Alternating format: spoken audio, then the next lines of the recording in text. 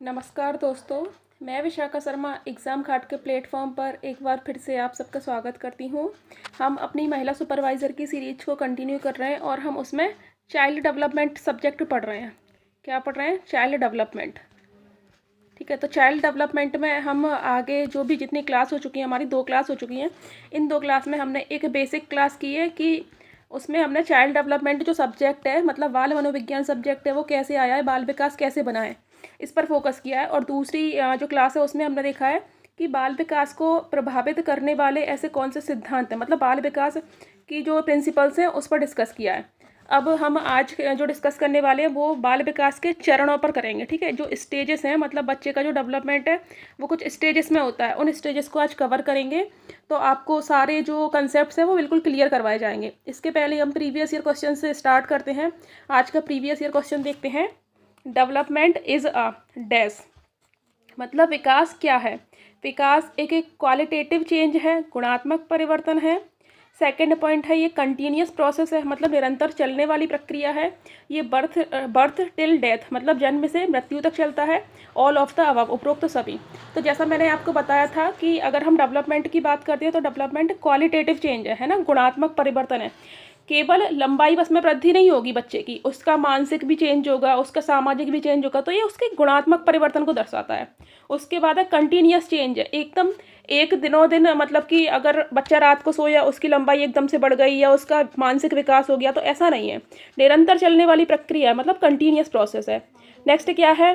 क्या बस किशोरावस्था कंप्लीट होने के बाद जब मैच्योर हो जाता है बच्चा तो उसका विकास रुक जाता है? नहीं, ये जन्म से मृत्यु तक चलता है। मैंने आपको बताया था मतलब बर्थ मतलब गर्भ से कब्र तक। ठीक है, गर्भ से कब्र तक जो बाल विकास होता है वो गर्भ से कब्र तक चलता है, मतलब बाल विकास गर्भ से भी शुरू हो जाता है और अंत तक चलता है, कब्र तक चलता है। तो जन्म से मृत्यु तक, ऑल ऑफ द अबव। तो इसका जो करेक्ट आंसर है वो ऑल ऑफ द अबव है, क्योंकि ये तीनों ऑप्शंस इसमें सही दिख रहे हैं।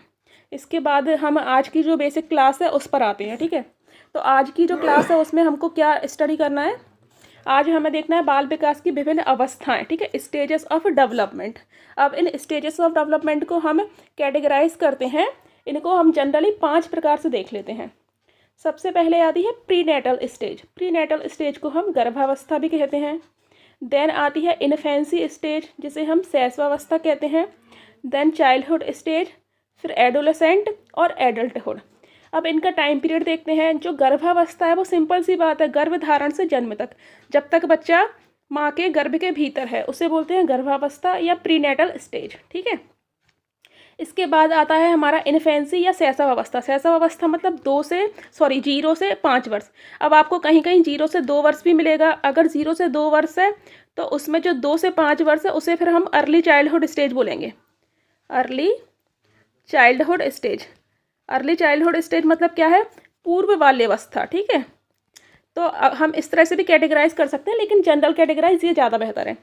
0 से 5 वर्ष मतलब शैशवावस्था, जिसे इन्फेंसी स्टेज बोल देते हैं। नेक्स्ट क्या है?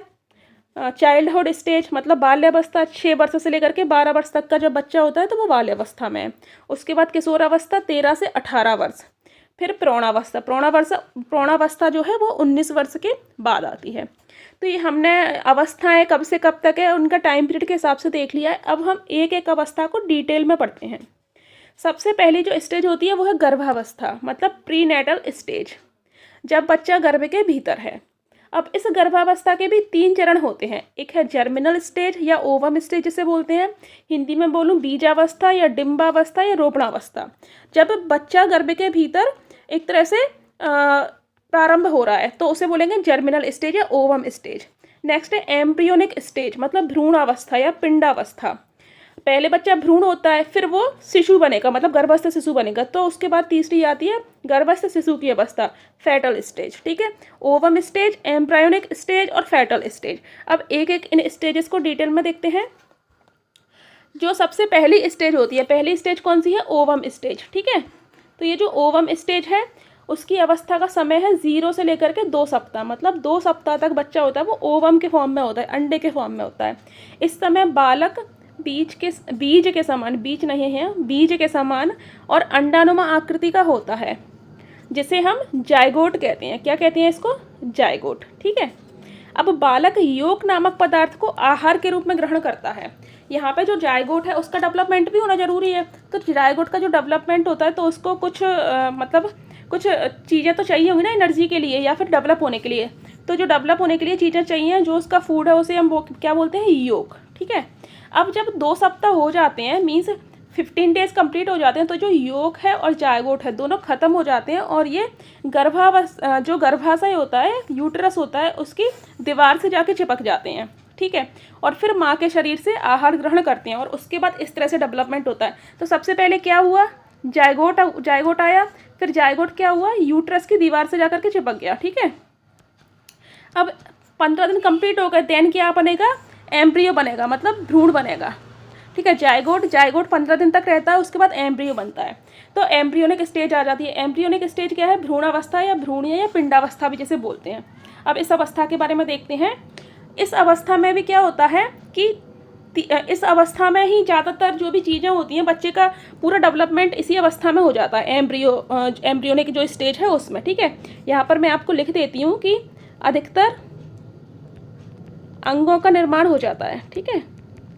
अंगों का निर्माण किस अवस्था में, एम्ब्रियोनिक स्टेज में। कौन सी है ये, एम्ब्रियोनिक स्टेज। ठीक है। भ्रूणावस्था, एम्ब्रियो से आप कनेक्ट कर लो। अब इसमें भी क्या होता है कि बच्चे का जो शरीर का विकास होता है वो 3 टाइप से होता है, मतलब एक्टोडर्म, मीजोडर्म और एंडोडर्म। ठीक है। एक्टोडर्म मतलब क्या है, बाहरी परत का निर्माण होता है इसमें। एक्टोडर्म जो स्टेज है, जो हम एम्ब्रियोनिक स्टेज पढ़ रहे हैं, इसको भी हम 3 टाइप से पढ़ सकते हैं, एक्टोडर्म, मीजोडर्म और एंडोडर्म। एक्टो मतलब हो गया बाहरी, तो इससे बाहरी परत का निर्माण होता है इसमें, जैसे बाल हो गए, बच्चे की त्वचा हो गई, नाखून हो गया, इनका। मीजोडर्म में बच्चे के भीतरी भाग, मांसपेशियों का निर्माण होता है। और एंडोडर्म में क्या होता है, बच्चे की पाचन प्रणाली, फेफड़े, लीवर, हृदय आदि अंगों का निर्माण हो जाता है। तो इस तरह से हमने एम्ब्रियोनिक स्टेज भी पढ़ी, मतलब भ्रूणावस्था।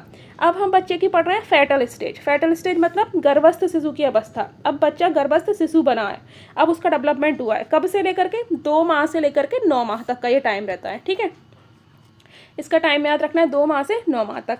अब हम कुछ जनरल फैक्ट्स देखते हैं। क्या है कि गर्भावस्था की जो अवधि होती है वो 270 से 280 दिन। ठीक है। 270 भी हो सकते हैं और मैक्सिमम 280 भी हो सकते हैं, ये जनरल है। या मैं बोलूँ 40 सप्ताह। ठीक है। या 9 माह 10 दिन, मतलब 9 3 27, 270 और +10 मतलब 280 दिन। ठीक है। तो 270 से 280 दिन, या 40 सप्ताह, या 9 माह 10 दिन, ये क्वेश्चन पूछा जाता है, आपको याद रखना है।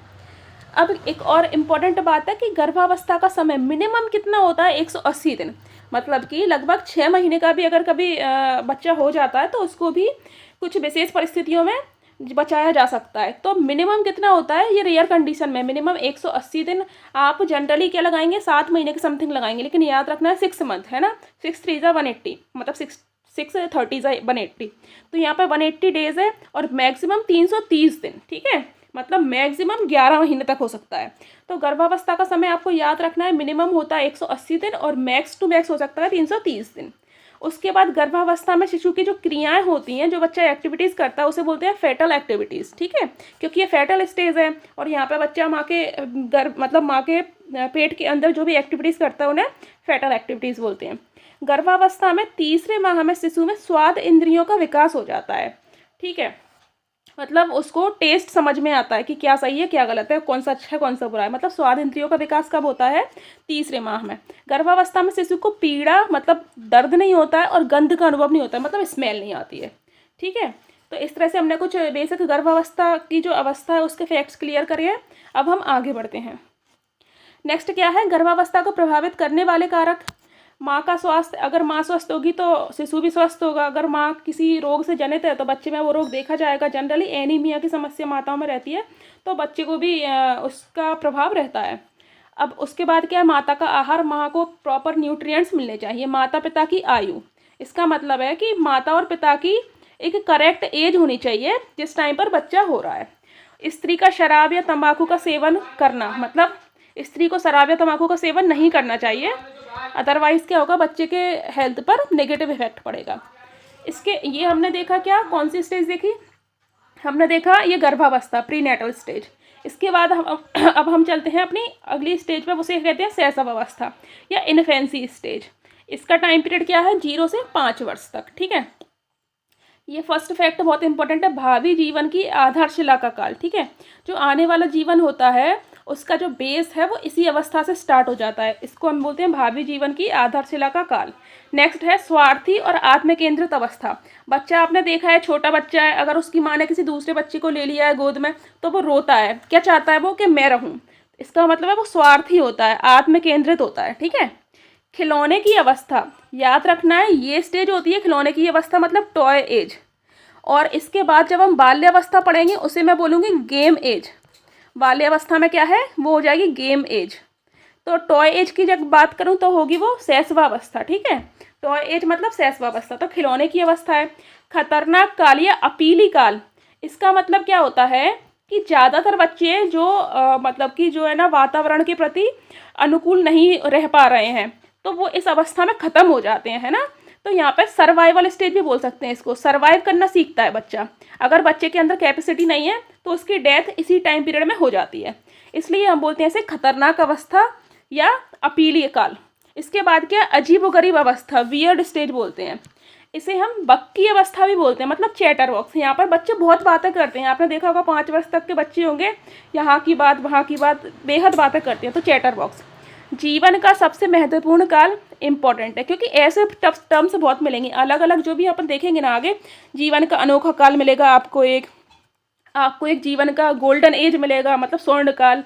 तो जो महत्वपूर्ण काल या भावी जीवन की आधारशिला का काल वो शैशव अवस्था में। तो ऐसे वाले फैक्ट्स आपको बिल्कुल क्लियर रखने हैं। जीवन का महत्वपूर्ण काल, सीखने का स्वर्ण काल, जीवन का स्वर्ण काल नहीं है, सीखने का स्वर्ण काल है, मतलब लर्निंग बहुत अच्छे से यहीं से स्टार्ट हो जाती है। अनुकरण, अनुकरण मीन्स होता है इमिटेशन, मतलब नकल करता है बच्चा, है ना। यहाँ पे बच्चा नकल करना सीखता है, याद रखना है, आप उसके सामने जैसे जैसे बिहेव करोगे वो वैसा वैसा सीखता जाएगा, इसलिए बहुत ध्यान रखा जाता है कि कुछ अच्छी चीज़ें की जाए उसके सामने। नैतिकता का भाव नहीं, मतलब वही है कि वो स्वार्थी होता है, आत्म केंद्रित होता है। कल्पना जगत का विचरण, मतलब वो क्या है कि परियों की कहानियाँ सुनाओगे उसको आप, ऐसा होता है वैसा होता है, तो वो हाँ हाँ बहुत खुश होगा, तो कल्पना जगत में रहता है, वो कल्पना जगत का विचरण करता है। बादशाहत प्रवृत्ति, इसका मतलब क्या होता है, अगर आपने एक टॉफ़ी दे दी उसको, वो रोए जा रहा है, उसको टॉफ़ी मिल गई, तो अब उसके बाद उसको ऐसा फील होगा कि मेरी बात मान ली गई है, तो इसका मतलब है बादशाहत प्रवृत्ति। आपको ये सारे टर्म्स बिल्कुल क्लियर रखने हैं। एक बार और डिस्कस करते हैं। भावी जीवन की आधारशिला का काल, स्वार्थी और आत्म केंद्रित काल, टॉय एज, खतरनाक काल, डेंजरस पीरियड, वियर्ड पीरियड या वियर्ड स्टेज, चैटर बॉक्स, जीवन का सबसे महत्वपूर्ण काल, गोल्डन एज फॉर लर्निंग, मतलब सीखने का स्वर्ण काल, इमिटेशन की प्रवृत्ति, नैतिकता का भाव नहीं, कल्पना जगत का विचरण, मतलब ड्रीम डेज जैसा फील करता है, और उसके बाद बादशाहत प्रवृत्ति। ठीक है, तो ये हमने किस में देखे हैं, इन्फेंसी में, मतलब शैशव अवस्था में। इसके बाद हम आगे बढ़ते हैं। अब शैशव अवस्था के बारे में कुछ इंपॉर्टेंट फैक्ट्स हैं। तो सिगमंड फ्रॉइड ने बोला है कि शैशव अवस्था में बच्चे में काम प्रवृत्ति होती है। जन्म के 30 घंटे तक बच्चे की जो शिशु की नेत्र इंद्रियां हैं वो काम नहीं करती हैं। ये प्रश्न आता है कि जन्म के कितने समय तक बच्चे की नेत्र इंद्रियां काम नहीं करती हैं, 30 घंटे तक। ठीक है, रूसो बोलते हैं कि बालक के हाथ पैर नेत्र उसके प्रारंभिक शिक्षक होते हैं। ठीक है, जन्म के समय बच्चे में कोई इमोशन नहीं होता है, कोई संवेग नहीं होता है, लेकिन शैशव अवस्था में अधिकांश संवेग विकसित हो जाते हैं। अब वो यहाँ पे थोड़ा सा सीख रहा है, दर्द क्या होता है, खुश होना क्या होता है, रोना क्या होता है, तो ये सब इमोशंस उसमें धीरे धीरे आ रहे हैं। ठीक है, और भय संवेग सबसे अधिक होता है, मतलब कि वो डर सबसे ज़्यादा होता है बच्चे में इस एज में। इसके बाद जॉन लॉक कहते हैं कि बालक का मस्तिष्क कोरी स्लेट है, टेबुला रासा। ये प्रश्न बहुत आता है, बहुत इंपॉर्टेंट है, आप याद रखना है। बालक का स्लेट है टेबुला रासा, बालक का स्लेट कैसा है, कोरी स्लेट है। इस मतलब इसके इस एज में क्या है कि जैसा हम बच्चे को ढालेंगे वो वैसा ही ढलता जाएगा। तो बालक का जो मस्तिष्क है वो कोरी स्लेट है, उस पर अपने अनुभव बालक लिखता है। इसके बाद क्या है, बालक के जन्म के बाद उसका वजन लगभग 7 दिन तक घटता है, क्योंकि क्या होता है वो इस टाइम पे एडेप्टेशन नहीं कर पाता है ना, अनुकूलन नहीं कर पाता है, और फिर जैसे ही अनुकूलन करना स्टार्ट कर देता है तो उसका वजन बढ़ने लगता है। तो इस तरह से हमने इन फैक्ट्स को देखा है। इसके बाद ये जो हो गई हमारी शैशव अवस्था। इसके बाद हम अपने आगे की स्टेज में चलते हैं, बाल्यावस्था में चलते हैं। ठीक है, बाल्यावस्था में इंपॉर्टेंट चीज़ें देखते हैं। बालक की आदतों, व्यवहार, रुचि व इच्छाओं के आकार निर्धारण का काल है। यहाँ पे प्रारंभ हो जाता है। अगर बच्चा झूठ बोलता जा रहा है तो मतलब ये बात स्वाभाविक है कि उसमें झूठ की प्रवृत्ति फिर आगे बढ़ जाएगी। उसकी रुचियों का पता लग जाता है, कोई बालक आर्ट एंड क्राफ्ट में अच्छा है, कोई बालक गेम्स में अच्छा है, तो इस एज में पता लग जाता है माता पिता को कि हमारा बच्चा कहाँ उसकी रुचि है। ठीक है, कॉल एंड बुश के अनुसार जीवन का अनोखा काल है, ये याद रखना है, जीवन का अनोखा काल। अभी मैंने आपको बताया था कि जीवन का सबसे महत्वपूर्ण काल, अभी मैं आगे एक और बताऊंगी आपको, स्वर्ण काल जीवन का। ठीक है, तो इसे बोलते हैं हम अनोखा काल। 6 से 12 वर्ष मतलब जीवन का अनोखा काल, क्योंकि इस समय छठे वर्ष में बालक उग्र होता है, ठीक है, अग्रेसिव होता है। 7वें वर्ष में उदासीन होता है, न्यूट्रल होता है, अकेला रहता है। 9वें वर्ष में समूह की भावना मतलब कि गैंग में रहना पसंद होता है। और बाद के वर्ष में रोमांचक कार्यों की तरफ झुकाव मतलब कि एडवेंचर्स की तरफ जाता है। तो ये किसने बोला है? कॉल एंड बुश ने बोला है, उनके अनुसार है ये जीवन का अनोखा काल। कैसा काल? जीवन का अनोखा काल। इसके बाद आगे बढ़ते हैं। इस अवस्था में बालक की औपचारिक शिक्षा प्रारंभ हो जाती है। हम देखते हैं फर्स्ट स्टैंडर्ड में बच्चा प्रवेश करता है लगभग 6 वर्ष में, तो यहाँ से क्या होता है कि उसकी शिक्षा प्रारंभ हो जाती है, औपचारिक शिक्षा प्रारंभ हो जाती है। ठीक है, जीवन का निर्माणकाली काल होता है, मतलब कि जीवन निर्माण करता है ये काल। ठीक है, तो जीवन का निर्माणकारी काल किसके अनुसार? सिगमंड फ्रॉइड के अनुसार। कॉम्पिटेटिव भावना बहुत रहती है, प्रतिद्वंदात्मक समाजीकरण का काल है, ये किसके अनुसार है? किलपैट्रिक ने कंपटीशन वाली बात बोली, आप इसे कनेक्ट कर सकते हो। ठीक है, किलपैट्रिक कंपटीशन। उसके बाद मिथ्या परिपक्वता, मतलब बच्चा बड़ा नहीं है लेकिन क्या है, वो खुद को बड़ा समझता है, अरे मुझे सब आता है, अरे मैं ऐसे कर लूँगा, ऐसी वाली चीज़ें। ठीक है, तो ये कौन सी एज होती है? चाइल्डहुड में बच्चा ऐसे समझता है। और ये किसने बोला है? रॉस ने। तो आप ऐसे कनेक्ट कर सकते हो कि रॉस के अनुसार बालक अपने को बॉस समझता है लेकिन वो है नहीं है, इसका मतलब है वो स्यूडो मैच्योरिटी दिखाता है। अब देखो, टॉय एज हमने देखा था, कौन सी अवस्था? जस्ट इसके पहले की अवस्था, मतलब कि इन्फेंसी स्टेज। और ये जो स्टेज है वो गेम एज और टॉय एज, आपको बिल्कुल डिफ्रेंशिएट करके याद रखना है। इसके बाद स्मार्ट एज है, स्मार्ट समझता है अपने आप को, अच्छे अच्छे काम करता है। डर्टी एज है, इसका मीन्स क्या होता है? खाता है, पीता है, कुछ भी चीज़ें करता है तो कपड़े गंदे कर देता है ना, और मतलब गंदा हो जाता है, उसको ज़्यादा फर्क नहीं पड़ता है, तो डर्टी एज। उसके बाद गैंग एज, मतलब समूह में रहना अच्छा लगता है। होमोसेक्सुअलिटी फ्रेंडशिप या ग्रुप, इसका मतलब क्या है कि लड़का है वो लड़कियों के साथ ज़्यादा दोस्ती, लड़का है वो लड़कों के साथ दोस्ती करेगा, लड़कियां हैं वो लड़कियों के साथ, मतलब फीमेल है तो फीमेल के साथ ज़्यादा, है ना, और मेल है तो मेल के साथ ज़्यादा। तो होमोसेक्सुअलिटी वाली दोस्ती ज़्यादा यहाँ पे मतलब प्रमोट की जाती है इस एज में, एक तरह से, है ना, मतलब इंटरेस्ट रहता है बच्चों का अपने ही जेंडर के बच्चों के साथ में खेलना। उसके बाद क्या है? डिफरेंस ऑफ मीनिंग, मतलब वो किसी चीज़ का कुछ कुछ अर्थ निकालते हैं। ठीक है, मतलब है ना, उनको क्लियर नहीं होता है कि इसका मतलब ये है, इस प्रोस्पेक्ट में ये वाली बात कही जा रही है, ऐसा। लिंग भेद समझ में आ जाता है कि ये लड़का है ये लड़की है, ऐसा वाला। जाति भेद, अगर मतलब इस एज में क्या है कि बच्चे को ये समझ में आता है कि ये ऐसी वाली कास्ट से है, ये वैसी वाली कास्ट से, तो ऐसी बातें भी बच्चे करते हैं। बिना काम के भ्रमण की प्रवृत्ति, मतलब बहुत घूमने का शौक होता है इस एज में कि यहाँ जाना है वहाँ जाना है, और बिना काम के, ठीक है, ऐसे भटकते रहते हैं बच्चे, बर्ट के अनुसार है।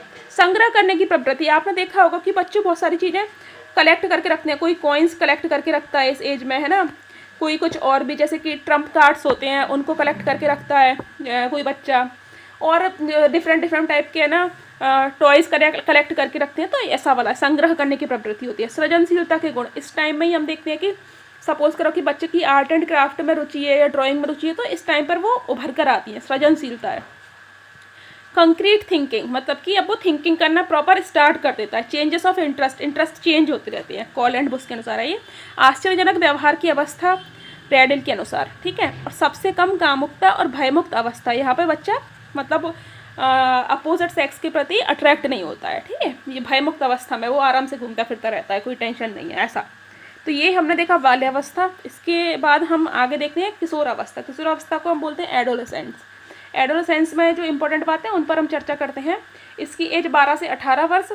उत्पत्ति लैटिन शब्द एडोल्सियर, ठीक है, एडोल्सियर से हुई थी, जिसका अर्थ है परिपक्वता की ओर बढ़ना। अब बच्चा मैच्योरिटी की तरफ जा रहा है धीरे धीरे करके, तो परिपक्वता की ओर बढ़ना।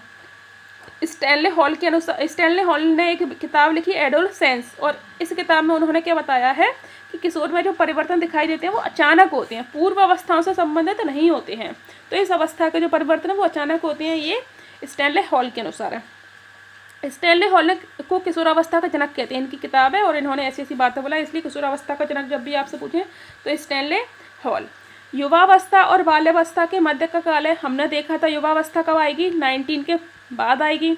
और बाल्यावस्था कब आएगी, बाल्यावस्था हम देख चुके हैं, बाल्यावस्था 6 से 12 तक है। तो अब इसके बीच के जो टाइम पीरियड है उसे हम बोल रहे हैं किशोरावस्था। ठीक है, अब हम आगे देखते हैं।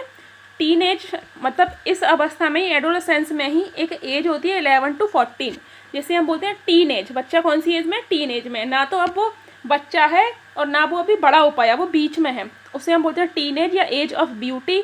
मतलब उसके जो फिजिकल चेंजेस स्टार्ट हो जाते हैं होना, और एज ऑफ प्यूबर्टी। ठीक है, गर्ल्स में ये एज होती है 11 से 13 और बॉयज़ में ये जो होती है 12 से 14। याद रखना है आपको, 11 से 13 एक साल कम गर्ल्स में और 12 to 14 बॉयज़ में। उसके बाद इसे बोलते हैं तूफान और उलझन की अवस्था। इसी अवस्था में बहुत सारी समस्याएं दिमाग के अंदर चलती हैं कि ये भी है, वो भी है, पढ़ाई भी है, खेलना भी है, खुद को तैयार भी रखना है, ऐसा भी है, वैसा भी है, मतलब तमाम तरह की बात है। उसके बाद क्रांतिक अवस्था, रिवॉल्यूशनरी एज है ना, क्योंकि चेंजेस हो रहे हैं ना, जस्ट चेंज होने वाला है, अभी अभी कुछ कुछ अलग अलग से चेंज हो रहा है, तो इसलिए क्रांतिक अवस्था। उच्च आकांक्षाओं की अवस्था, डे ड्रीमिंग जैसी कंडीशन है, ये हो जाएगा, वो हो जाएगा, ऐसी वाली बात है।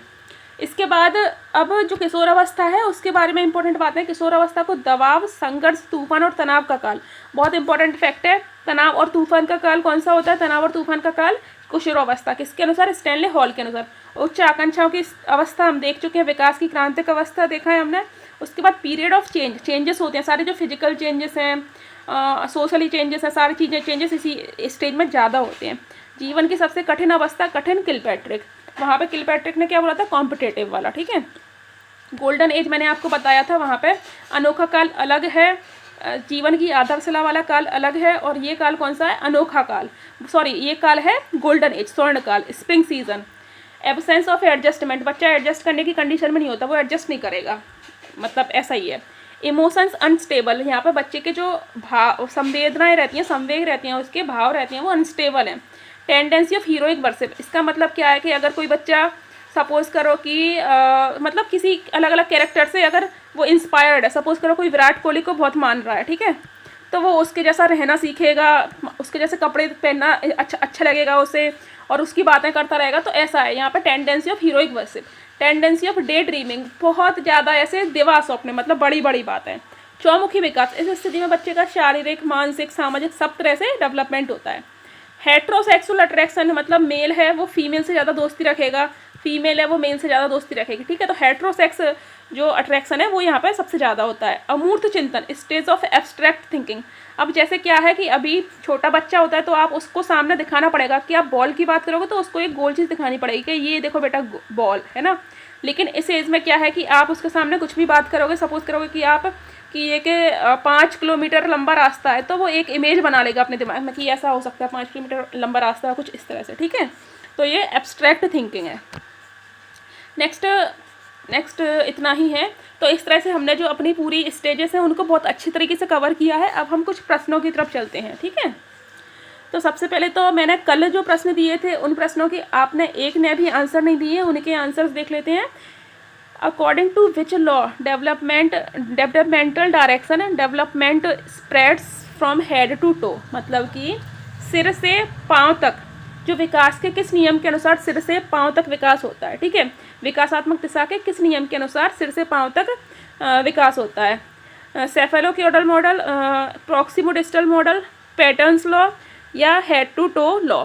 तो इसका जो करेक्ट आंसर मैंने आपको क्या बताया था, सिर से पाँव तक, तो मेरा सिर से पाँव तक सेफेलोकॉडल मॉडल ऐसे बताया था ना आपको कि सिर से पाँव है तो सेफेलोकॉडल है, और प्रॉक्सिमोडिस्टल मतलब बीच से आसपास, इसका मतलब क्या है कि केंद्र से सिरों की तरफ विकास। तो उसके लिए आपको प्रॉक्सिमोडिस्टल मॉडल लगाना है, तो आप क्वेश्चंस लगाएं और आंसर्स दें जितने ज़्यादा हो सके। उसके बाद हम आगे देखते हैं अनौपचारिक शिक्षा की आयु। अब ये आपका आज का क्वेश्चन हो गया एक तरह से, लेकिन इसका करेक्ट आंसर दिया है तो हम डिस्कस कर लेते हैं। अनौपचारिक शिक्षा, मैंने आपको औपचारिक शिक्षा समझाई थी अभी। औपचारिक शिक्षा मतलब क्या है कि आप प्रॉपर स्कूल में एडमिशन लेकर के स्कूल जा रहे हो। तो औपचारिक शिक्षा की जो एज होती है वो कितनी होती है आपकी, 6 वर्ष से लेकर के एक तरह से, मतलब 6 वर्ष से स्टार्ट हो जाती है। ठीक है, और वो चलती रहती है आपकी कॉलेज तक औपचारिक शिक्षा। तो 6 वर्ष होती है मिनिमम, लेकिन अनौपचारिक के लिए क्या होगा, 2 वर्ष से लेकर के 6 वर्ष। ठीक है, तो ये 2 से 6 क्या है, अनौपचारिक शिक्षा है। इसके बाद आगे बढ़ते हैं, आगे क्वेश्चन ऑफ द डे की तरफ चलते हैं। निम्न में से निम्न में से कौन सी अवस्था तनाव और तूफान की अवस्था है? आपको इसका सही उत्तर देना है और आपको ये भी बताना है कि किसने कहा था। ठीक है, तनाव और तूफान की अवस्था, किस अवस्था को किसने कहा है, ये भी आपको बताना है। इसके बाद एक और है कि निम्न में से कौन सी अवस्था अपीली अवस्था है। ठीक है, अपीली अवस्था या खतरनाक अवस्था, एक तरह से मैं बोल दूँ ना, तो आपको इसका भी करेक्ट आंसर देना है। इस तरह से हमने आज के सेशन को कवर किया है। इसके बाद मैं आपको अलग अलग जो विकास है उनको डिटेल में पढ़ाऊंगी, मतलब बच्चे का शारीरिक विकास कैसे होता है, उसका मानसिक विकास कैसे होता है, उसका संज्ञानात्मक विकास कैसे होता है। तो ये सारी चीज़ें अपन आगे की क्लासेस में डिस्कस करेंगे। आप लगातार चैनल से जुड़े रहें, लाइक करें, सब्सक्राइब करें, अपने दोस्तों के साथ शेयर करें और कमेंट बॉक्स में आंसर्स ज़रूर दें। बहुत बहुत धन्यवाद।